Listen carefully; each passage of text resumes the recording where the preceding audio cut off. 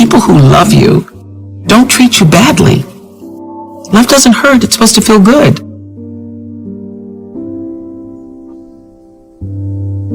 Ladies, take the blame off yourself. Men are really, really good at that. Making you think something wrong with you. Oh, real men don't really operate like that. But you got so many men out here from these broken homes. You got so many men out here that ain't had a father figure, that didn't tell them what real men really do. That real men buckle down. That real men meet a woman and put her on a pedestal and treat her like a queen. Real men get taught this. When you don't have a man that's been taught that, you're dealing with a man that don't have all the qualities of manhood. I just wanted to highlight that abuse is unacceptable, and I lived it for 10 years with my abuser, my then husband, and it's something that I felt very ashamed about. And when you're in an abusive relationship, you don't want anybody to know that. It's very embarrassing, and you feel very riddled with shame and guilt. And when I left my abuser, I was wanting to speak about it loud and proud, like this is not okay, and I'm one of the lucky ones. I got out, and it took me 10 years to find the courage to actually leave that behind. If you don't get the lesson, it's a benevolent universe. It will come back wearing a different pair of pants in a different form. It will show up again to see if you really got it. So what is the great lesson for us? I mean, it really is what Oprah's saying, which is that when you get a red flag or I say a caution, a yellow blinking light, don't let it go to red. Get it when it's yellow, when the caution is there, that's saying something doesn't feel right. Check in with your friends. Ask them what they think about who you're with. And I'll tell you something, we don't want to do that. We don't want to ask our friends. And I always say this, if you're living a life and having a relationship that you can't tell your friends about what's happening in your relationship, something's wrong. If you've got to keep the secret, something's wrong. It means because I don't want you to know that he's calling me a B. He doesn't really mean that. He only does that when he drinks too much. Mm-hmm. He's not really an alcoholic. That only is because he was stressed last week. Well, last week turns into every kind of day. So part of it is, again, gathering a community, and I call it a truth commission. I have a truth commission in my life. Folks who will tell me the truth even when I don't want to hear it. And we all need that. Yeah, I have it too. You know, we need somebody who will say, you know what, that is like not, I mean, you're out of your mind right now. If you've been in a relationship for 12 bad years, do you want to do 12 more? Stop collecting red flags. What y'all saving them for? Once you get so many red flags, y'all ought to sew them all together, tie them around your neck, and fly your ass out of there. Think of all the times you let a man treat you badly, or someone, your friends, walk all over you. How many times have you let hurtful words or criticism crush you? Well, I was one of those people who was raised not to have a lot of self-esteem. And I know anybody else who was physically violated as a child, as I was, got whippings every day. The lesson of a whipping, the lesson of being heavily disciplined with violence is that you're not worthy, that you're not good enough. And so it takes a long time to get a sense of self-worth and self-value. And so I was in my 20s doing what everybody in their 20s does and looking for love in all the wrong places and looking to be validated by somebody else's view of who I was and wanting them to say, I'm okay. Yes, you're okay. You're okay. And I've done some really embarrassing, ridiculous, crazy-ass things over the years, holding onto the bumper of a Datsun Z like I could actually keep him from pulling off. And I remember one time he had left and slammed the door on my hand, and I had, just like a lot of women, had the barrier of, well, you can say anything to me, but you cannot hit me. You cannot hit me. He didn't hit me, but the door slammed on my hand, and I thought, well, that's coming close. That's coming very close. And I remember the door slamming on my hand, falling to the floor, and in front of me was a mirror, and I saw myself on the floor.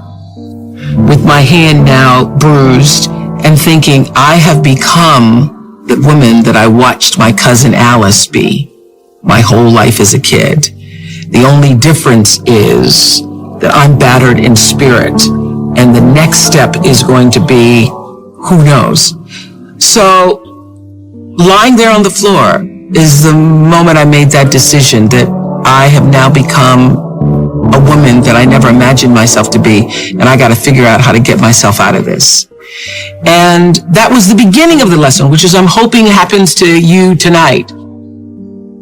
Frequent breakups and makeups, high highs and low lows. As tension rises, so does volatility. Tearful, frustrated fights followed by emotional makeups. Hateful and hurtful comments like, you're worthless, I'm not even sure why I'm with you.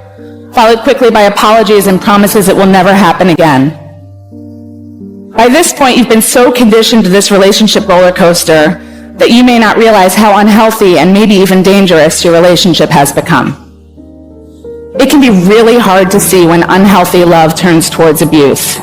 But it's fair to say that the more of these markers your relationship might have, the more unhealthy and maybe dangerous your relationship could be. And if your instinct is to break up and leave, which is advice so many of us give our friends when they're in unhealthy relationships, that's not always the best advice. Time of breakup can be a real trigger for violence. If you fear you might be headed towards abuse or in abuse, you need to consult with experts to get the advice on how to leave safely. But it's not just about romantic relationships, and it's not just about violence. Understanding the signs of unhealthy love can help you audit and understand nearly every relationship in your life. For the first time, you might understand why you're disappointed in a friendship, or why every interaction with a certain family member leaves you discouraged and anxious. You might even begin to see how your own intensity and jealousy is causing problems with colleagues at work. Understanding is the first step to improving. And while you can't make every unhealthy relationship healthy, some you're going to have to leave behind. You can do your part every day to do relationships better. And here's the exciting news. It's actually not rocket science. Open communication, mutual respect, kindness, patience, we can practice these things every day. And while practice will definitely make you better, I have to promise you it's also not going to make you perfect. I do this for a living. Every day I think and talk about healthy relationships, and still I do unhealthy things. Just the other day, as I was trying to shuttle my 4 kids out the door amidst quarreling, squabbling, and complaints about breakfast, I completely lost it. With an intentionally angry edge, I screamed, "Everybody just shut up and do what I say. You are the worst. I'm going to take away screen time and dessert and anything else you could possibly ever enjoy in life." Anybody been there? Volatility, belittling. My oldest son turned around and looked at me and said, "Mom, that's not love." For a minute, I really wanted to kill him for calling me out, trust me. But then I gathered myself and I thought, you know what, I'm actually proud. I'm proud that he has a language to make me pause. I want all of my kids to understand what the bar should be for how they're treated, and to have a language and a voice to use when that bar is not met versus just accepting it. The purpose in this life is to fail. But it's not just to fail. It's to fail and overcome the obstacle that made you fall. That means get back up. Right now. If you're down in a rut, if you're hurting, if you've been betrayed, if you've been fired, if you failed a test, if your marriage ended in a divorce, if you lost a child or a loved one, now is the time for you to get back up on your feet and go fight life again. This world isn't going to cater to you. So you must give all you have in order for you to live a happy life. Yes, we have those ups and downs. But in the end, your success, your happiness, your greatness comes from within. You are the only person that can encourage you to get back up. Look in the mirror right now and tell yourself, I will fight through this. I will make it, and I won't give up. Life, you thought you had me down. But this is the moment I change my mind. I won't let anything keep me down. Every day, you have another opportunity to be and do what you were meant to do on this earth. This decision you're making right now will determine your outcome of your tomorrow. We don't have control over yesterday, but this decision that you're making right now will push you, will purge you, will drive you to have that fire down inside. If you're a father, go and love your children. If you're a teacher, go and teach your class.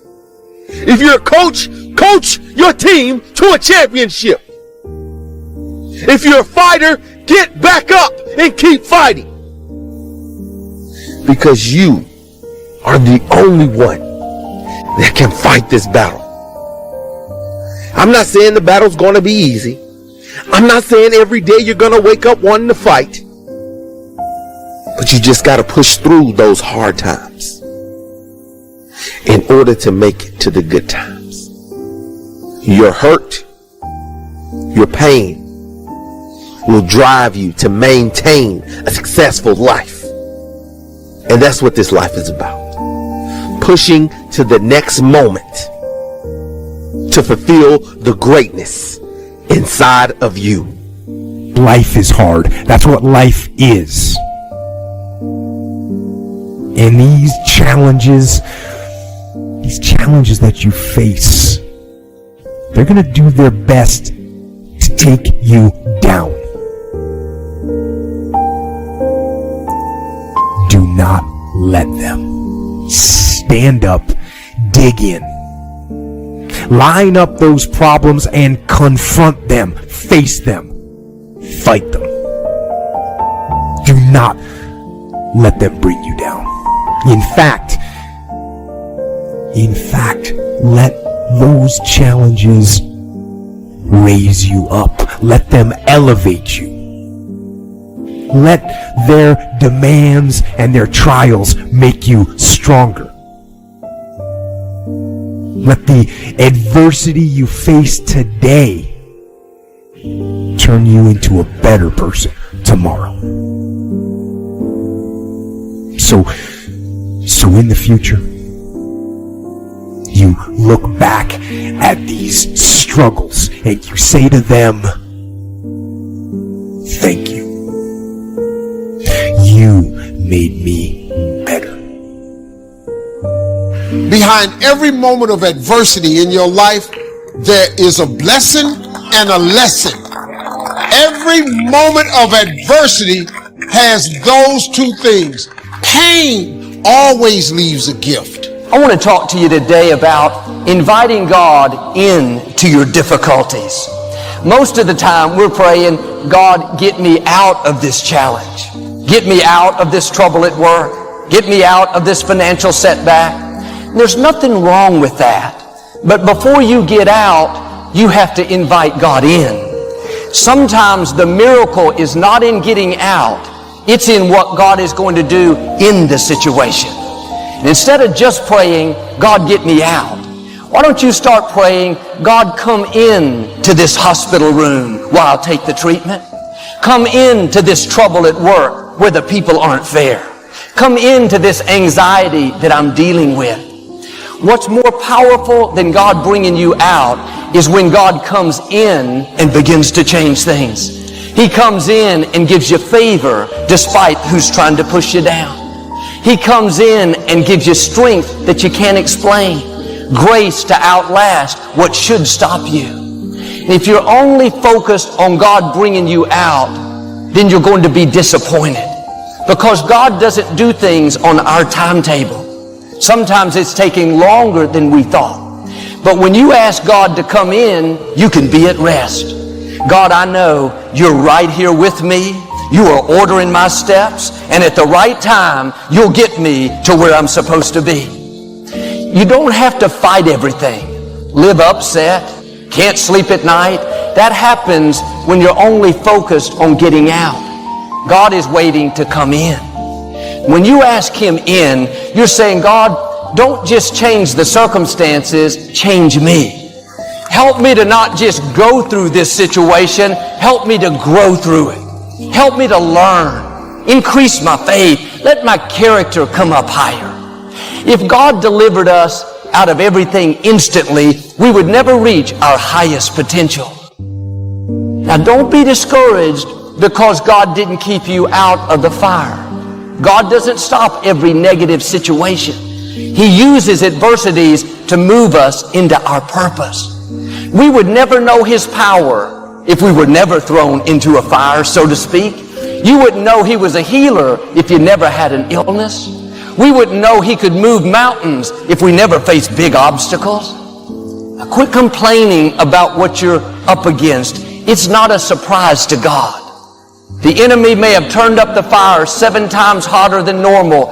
They didn't do that without God's permission. God is in control, not just of your life, He's in control of your enemies. Instead of complaining about the fire, start inviting Him into the fire. When He's with you, you cannot be defeated. You and God are a majority. He is a supernatural God. He's not limited by the fire, by the floods, by the famines. What should take you out cannot stop your destiny. Instead of complaining about everything that you don't like, if you'll recognize that God allowed the difficulty. I'm not saying that He sent it, but He allowed it because He had a purpose. And the purpose is not so you can live miserable, worried, and afraid. His purpose is to show His glory through you. It's so other people can see His power and favor on your life. Without great test, you won't have a great testimony. Without big battles, we won't see big victories. When you can say, God, this is what I'm believing for. This is what I'm hoping will happen. But God, even if it doesn't work out my way, I'm still going to give you praise. I'm still going to be good to others. I'm still going to pursue my dreams. That attitude gets God's attention. You're saying, God, not my will, but let your will be done. Instead of praying, God, get me out of this situation, I'm asking you to start praying, God, come into this situation. Help me to have a good attitude. Help me to do the right thing when the wrong thing is happening. When you're in the fire, you can't complain, be discouraged. God, it's not fair. Try a different approach. God, come into this fire with me. God, help me to do the right thing. Change me where I need to change. Burn off things that are holding me back. You have to shine where you are. Have a song of praise when you could be complaining. Keep a smile on your face when you should be discouraged. I know it's not easy, but keep reminding yourself the Creator of the universe, the Most High God, is right there with you.